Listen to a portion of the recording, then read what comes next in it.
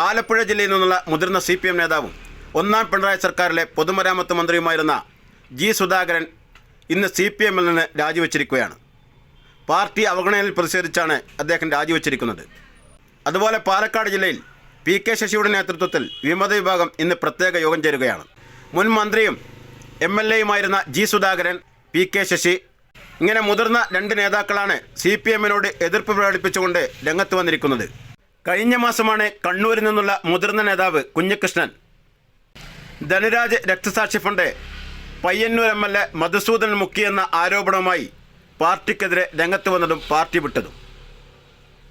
കണ്ണൂർ, പാലക്കാട്, ആലപ്പുഴ ജില്ലകളിൽ നിന്നുള്ള മുതിർന്ന 3 നേതാക്കൾ പാർട്ടിക്ക് പുറത്തുപോയിരിക്കുകയാണ്.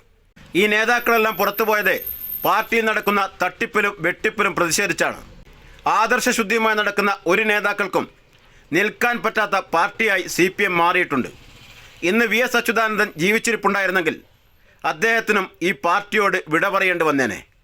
പിണറായിയും മരുമകനും അദ്ദേഹത്തിന് സ്തുതിഗീതം പാടി നടക്കുന്ന കുറേ അനുയായികളും മാത്രമായി CPM മാറിക്കൊണ്ടിരിക്കുകയാണ്. ജി സുധാകരൻ പാർട്ടി വിട്ട വാർത്തയുടെ കീഴിൽ വന്ന് ഗൗരിയമ്മ പാർട്ടി വിട്ടിട്ട് ഈ പാർട്ടിക്കൊന്നും സംഭവിച്ചിട്ടില്ല എന്ന രീതിയിൽ കമൻ്റ് ഇടുന്ന ചില സഖാക്കളെ കണ്ടു.